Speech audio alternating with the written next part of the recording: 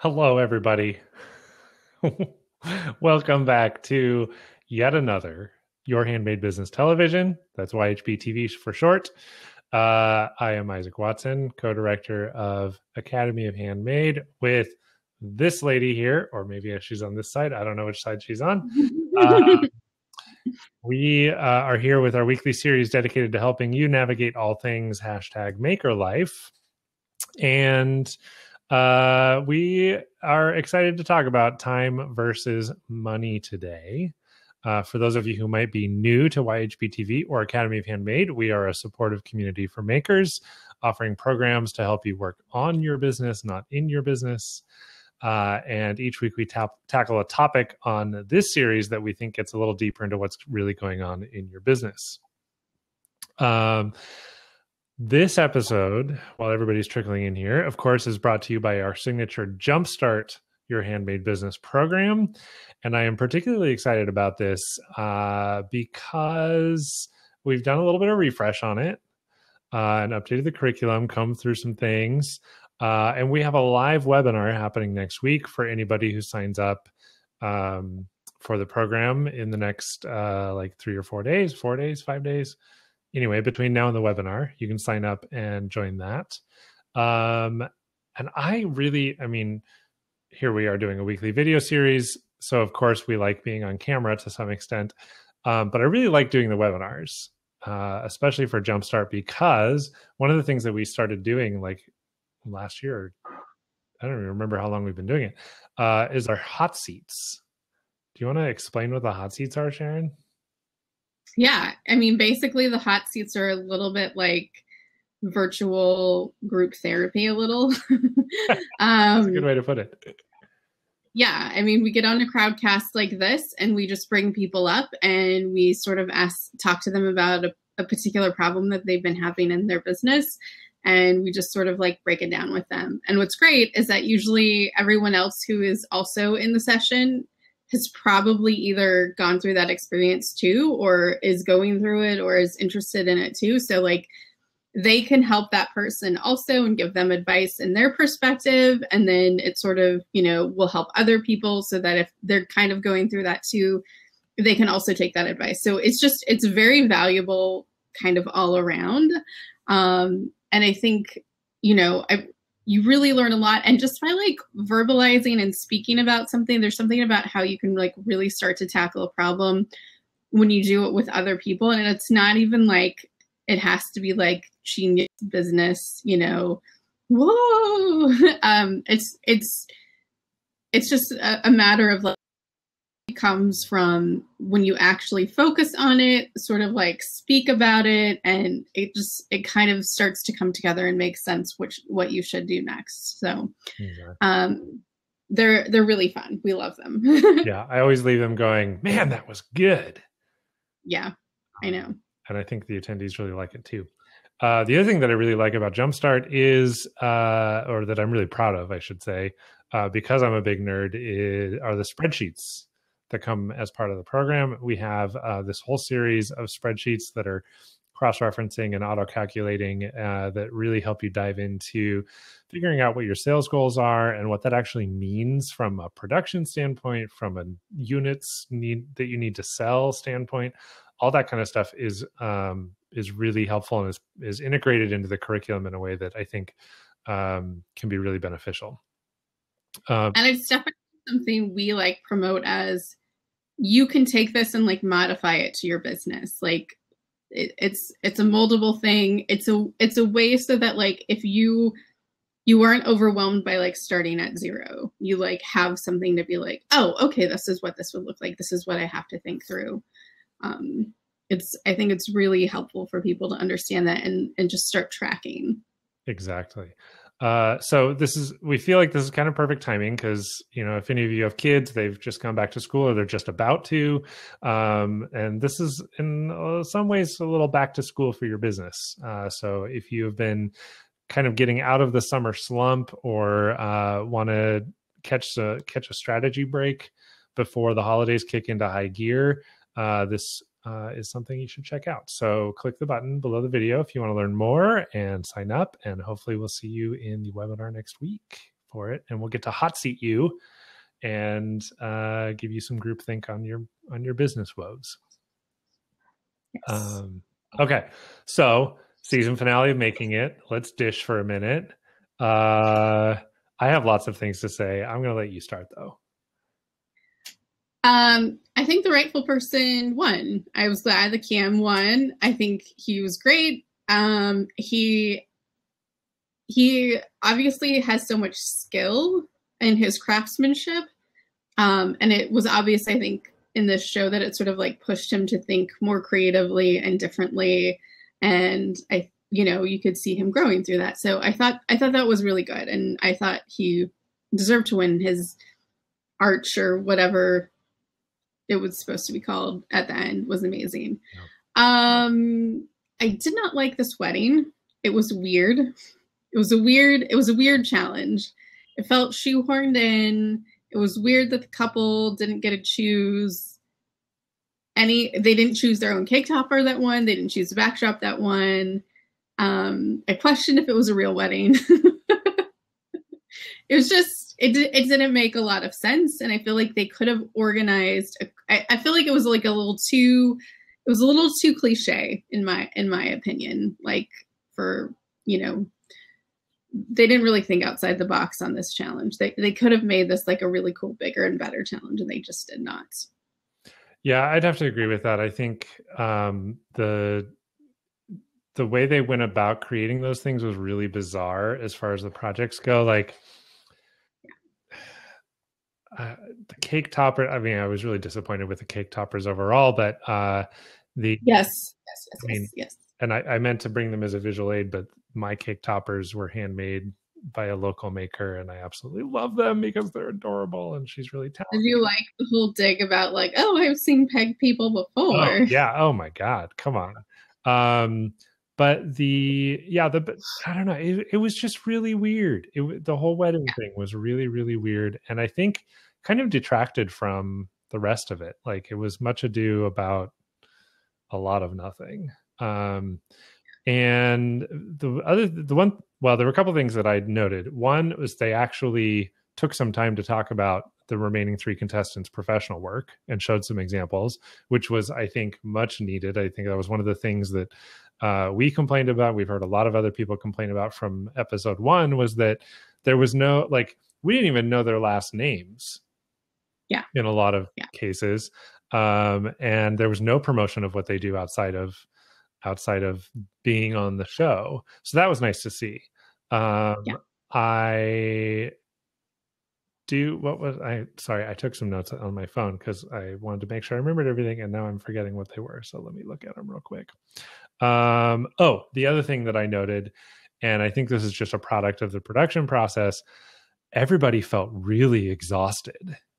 Like you can see in the interviews and even in the judges who are normally pretty high energy, I felt like everybody was just drained. And I think it's probably because they packed all of these episodes into a 1-week sprint or maybe a 2-week sprint, and people were just tired. And I think it showed, which was kind of unfortunate because I think one of the benefits, the show could really benefit from more energy, or really does benefit from more energy, and not having that, I think, made it a little more of a struggle to go through the whole wedding thing. Yeah. And you could tell the wedding was a long day too, because they finished at night, obviously. So, they were just tired and exhausted. I would have liked to have seen where they do like on Top Chef and Project Runway, where the other contestants come back and help with the final challenge. And so I think that would have been cool to see them, work together and stuff like that on things. Yeah. And work as a team. But I mean, I feel like it was a tad bit of a meh ending for the show, but I'm hopeful they will get better next year. Yeah. And I'm really happy for Kim. I think he did a great job. He has really standout work. I, of course, love woodworking, not myself, but like I appreciate it. And I really liked his materials choices and things like that. So I was very pleased to see that he won, and that they still maintained a really, really solid camaraderie throughout the entire thing. Yeah, me too. Hopefully this throughout the year or something, they can find other ways to, I guess, exploit the show sounds negative, but like really leverage what happened on the show and leverage it for these makers and all of that. So, and keep the energy going for it. I'm not sure when they're casting right away for a season 2. So I'm interested when that would actually take place. I feel like it took a very long time for this show to happen. But obviously like, getting the first one produced is probably half the battle. So exactly. All right. What are we talking about today? We're talking about time versus money. Yes. So this came up because we have in the Jumpstart program sort of like a plotted chart, as well as a whole discussion on thinking about growth and what growth looks like. And I think time and money is usually for the two biggest like waters on top of the plants for growth, if you will, are time and money. But they both sort of do different things and make things turn out in a different way. So we kind of wanted to have that discussion because I think there can be both the sentiment that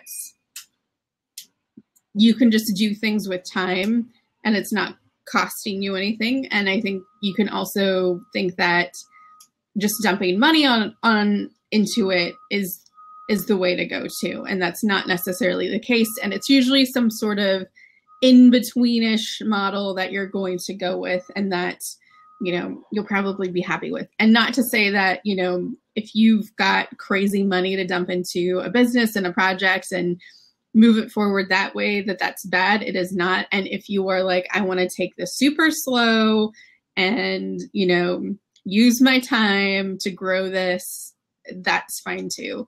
But just know that they really produce different results, and usually the best sort of energy comes from time and money working together more. But that's not always right for every business. So, what are your thoughts a little bit on this, Isaac?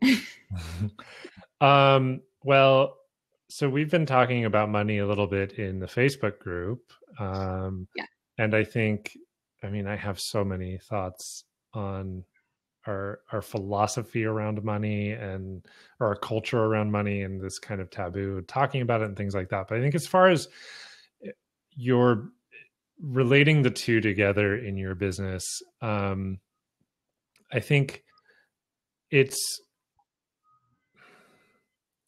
is this balance. You can go all in on money, you can go all in on time. There are ways to do that, but you really have to strike the balance that works for you. And I think that depending on how you want to approach it, there can be different ways to achieve success. I would say my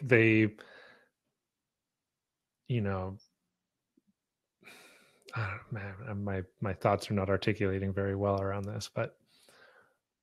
So one of the thoughts on this too is that usually if you're going to go more time, you usually wind up dumping in a lot of time, like in order to scale in a reasonable fashion, like to grow in a reasonable fashion. So you're either dumping like long game a lot of time, or you're dumping into like a smaller window a ton of time into it. Like all of your free time is going into the business and you're dumping a lot of that in.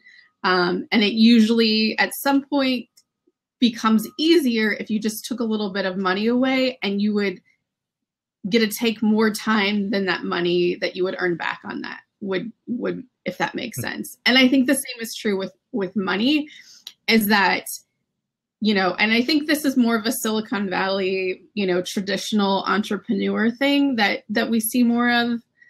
Or what you'd see as like an ideal entrepreneur situation is that they will get investors, and the way to grow for them is to just get a bunch of money into the business. But obviously, like if you kind of notice that has a lot of perils too, because you don't have time to work out the kinks. And that if you dump a lot of money into it, it actually at some point isn't really saving you any time, because you will have to go back and fix mistakes, or, you know, sort of the cracks in the system become revealed. So I think that's like one of the, I don't know, what is it called? Like correlating type situations, how these things are related. It's very interesting. And I think I think in the makers spectrum of things, we tend to think about, well, I have all of this time and I don't have a lot of money, and we just focus on giving the time in. And I don't think that's necessarily bad, but we can do that at the expense of realizing sometimes it would just be easier and better if you put some money in, and it would let you spend more time with your family, or do more with your hobbies. And in some ways it'd be better for your business because you're not doing these weird DIY situations. So that is, and it lets you grow in a different way because you're bringing other energy in. So I think that's one of the things with time versus money. That's an interesting relationship. And they say time is money and that money is time. And I think that that's true at some extent, is that, you know, if you have a lot of time, that is sort of giving up money in a way. That could be money that you could be making somewhere else or doing it sometime, or it makes you actually spend money because you're trying to just do it yourself through time, and it's not actually correct, if that makes sense. So that's just sort of how I guess those can relate to each other. Well, I think if I can add, there's the other part of that is that if you're spending a lot of time on something, if you're investing your time into working on certain elements of your business, you may be doing so at the expense of other things, like literal expense of other things that could be making you money. And so I think in that way, even if you're not paying yourself out of your business, I think in that way, time is money, because it does have an effect. Your ability to focus on what sells your products, or what brings in that revenue, becomes more limited. And throwing money at something, whether you're trying to bring on help or you're investing in equipment or whatever that is, can free up your time. But there's also a time element that's required to, whether it's training or retooling something or whatever that is. Yeah. When I worked at a startup, one of the things that was interesting, because like if you're at a startup, you're trying to grow fairly quickly because there's investment that you're trying to get, and you're trying to get a return on investment for the investors that you already have. And you want to show a certain scalability and viability with your product. And because of that, there would be all these problems that would sort of creep up, and they would not have the time to deal with it correctly. So they would dump money on the problem, which then would result in it sort of maybe creeping up later because it wasn't really done right and taken the time to do it. Whereas I think about the Dyson guy who just like spent like, I don't know, didn't he have like crazy like 100 models of the Dyson vacuum before he actually like perfected it? And that was obviously there was money involved in that too, but like the payoff came because he took that sort of careful, studied time. But obviously, like, that's not necessarily the easy way either to entrepreneurial riches, because it's like, well, who knows when this is going to pay off, right? So I definitely understand sort of both sides of it. And it's, you know, as entrepreneurs, we really have to think about those kinds of investments. And I think the biggest thing is sometimes realizing when we maybe need to pull back on the time elements a little and put in the money element. And I think that can be, I think the most difficult for makers. So, yeah. Yeah. So let's talk a little bit about how some of the different ways that you can use time or use money to scale. Because I think that could give us some good insight into that. So time is theoretically free. air quotes free. I mean, we were just talking about how it isn't really, but especially starting out in your business, time may be all that you have to invest. Yeah. I think time also gives you a lot of control because you're the one working on it. You, yeah, like the Dyson guy. exactly. And you can just focus heads down on that and devote whatever time you need to it and not have to rely on other people.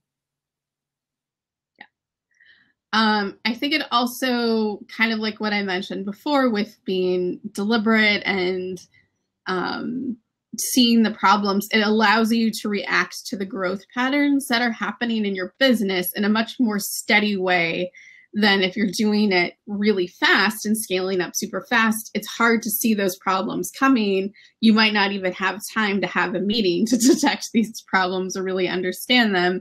And you're just pushing everyone forward. And if a problem arises, then you just sort of like dump money on it and move on. So I definitely think that sort of, you know, going a little bit slow so you can kind of see what's coming is actually pretty helpful. But sometimes, you know, obviously a business takes off and you don't always have that luxury, I guess. But and then I think if you're using money to scale, when you spend money on what's working, you end up investing more time in that thing. So if your business, I think this kind of goes hand in hand with like money can produce a certain amount of success, but it's rarely ever going to mean you're going to start spending less time. So we talk a lot about in business where it's like, you need to not be spending so much time on a certain task. You farm it out, which means you basically are spending money on it, right? Like you're spending money on this task, so you don't have to do it, so you have more time. Really, I don't think that works with money, that if you're pouring a lot of money into something, and that's sort of like the way that you're going to go to scale, you're still usually married to it with a lot of time into it. And that's, I think rarely is the person going to ever say, I don't really want to, you want to be in your business, right? So you usually keep giving your time when you're trying to scale. So even if you're spending money on it, you still usually are also going to spend a significant amount of time on it too. Just understand and know that. The 4-hour work week, I think, is kind of BS. Yeah, I think related to that, there's a lot of buzz and appeal in this like lifestyle entrepreneurship where, you know, somebody thinks that they can create this magical business that will allow them to just you know, sip mimosas on the beach all day long, but they don't really realize what it actually takes and how much time, effort, and money you have to put into building a business that would allow that. And so it's this like major aha moment when people finally realize that, oh, I can't just create something. I can't create passive income. I can't just make this exactly what I want to be and not do any work in it. I need to do something to build it up. And I think that's part of why the 4-hour work week is so popular, because it promotes this myth of you know, doing a little bit of work to rake in the cash and do whatever you want and do as little work as possible. But that's not actually true, especially in a maker business, because somebody's got to make those products, right? Totally. And that's usually why makers are in that business, is they want to have some sort of creative investment into the product at some level, whether it be actually creating the product or, you know, doing R&D or designing, however that is. So I think it's silly to think that you're going to be able to spend so much money that you're never going to have to work again, you know, on something, I guess, because that's usually not the point of even starting a business. Nessa said, and Nessa is a VA, and she's been our VA for a while too. She says, one thing that is frustrating for me to see as a VA is that people tend to not value their time at all. Like recently I was working with someone who I felt was better to spend 8 hours a month on something than pay a $15 monthly subscription to an app that would eliminate the work. They felt their 8 hours was not worth more than the $15. Mistake. Oh yeah, for sure. That's kind of crazy. Right? We make those weird trade-offs all the time too. Yeah. I mean, can you imagine how much focused work you could put 8 hours a month into something that would actually earn you more than $15 back? Like that's easy, right? Yeah, totally. I hope you shook them heavily, Nessa, and grabbed them by the shoulders and were like, no. over email. Okay, so another thing that money can help you scale with is actually getting a lot of eyeballs on your products, on your business. You can sink some money into advertising, into maybe it's getting some help with social media to actually get people looking at your products. And that's something that time may not necessarily give you, even if you devote a lot of time of your own into social media or into work, talking about your work or whatever it is. Sometimes you just need to spend the money to do that. And so that's one way that you can scale using money, is with advertising in particular.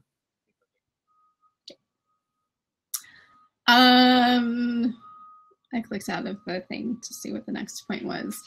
I would also say that, like, usually if you're going to use money to scale, it's usually you're using other people's money, I guess, whether it's friends or family or banks or investors.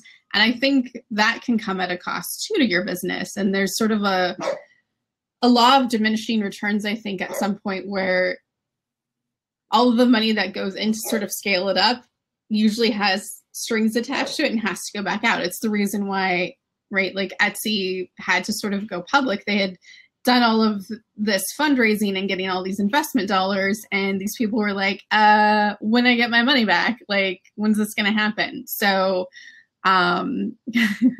you have to be thinking about that too, that just because it looks like a company is like, oh, they're doing so well and they have all this money, it doesn't necessarily mean it's all their money, and that it doesn't have certain strings attached to it, I guess. Yeah. And I think that there's also, I mean, we saw this in the discussion we've been having in the Facebook group, where some people are not taking any pay for their work intentionally because they're trying to dump all of it back into their business to help it grow.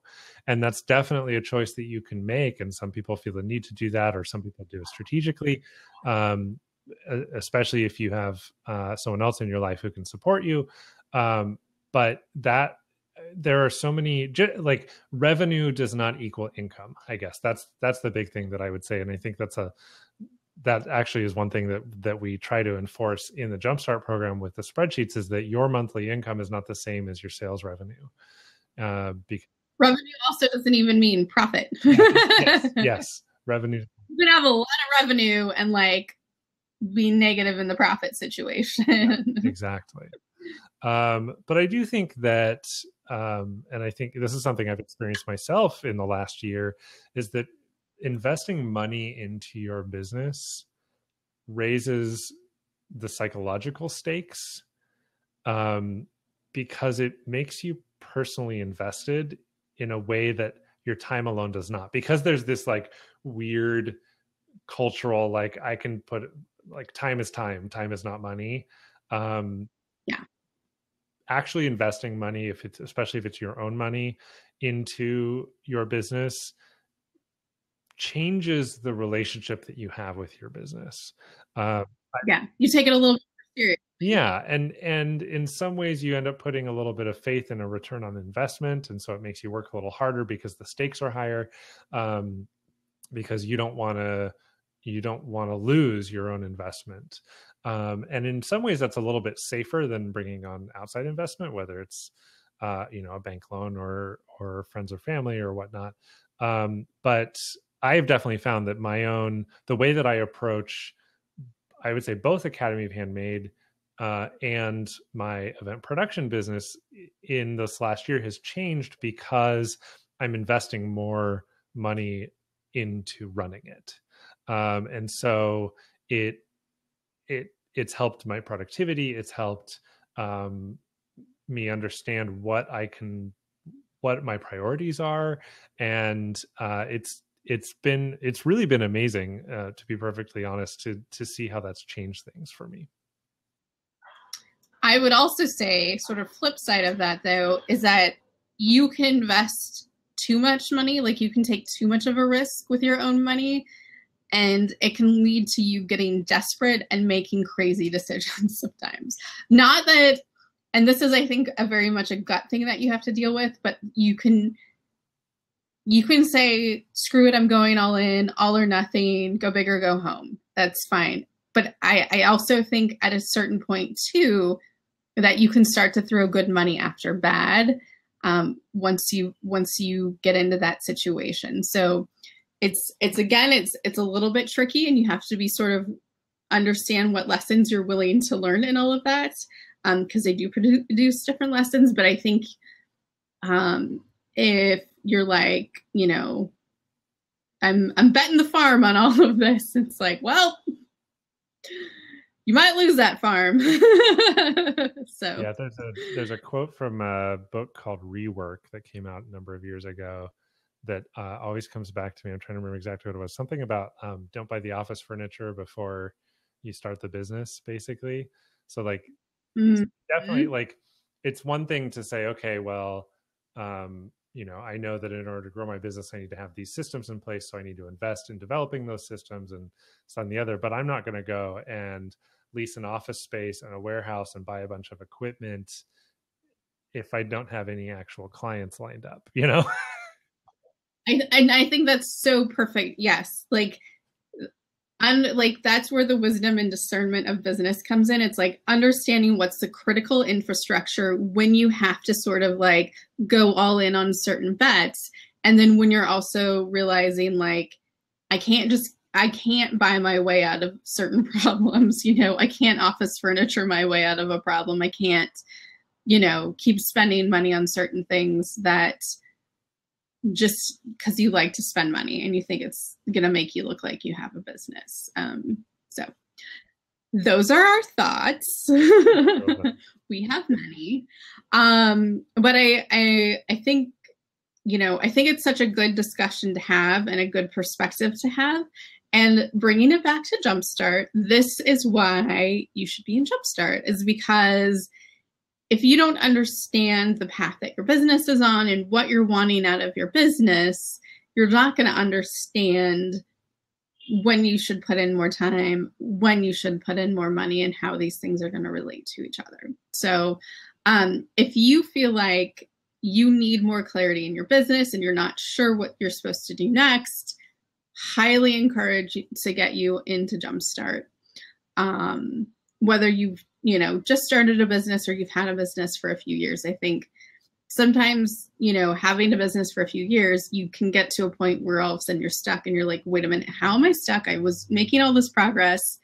And that's where Jumpstart comes in. So, yeah.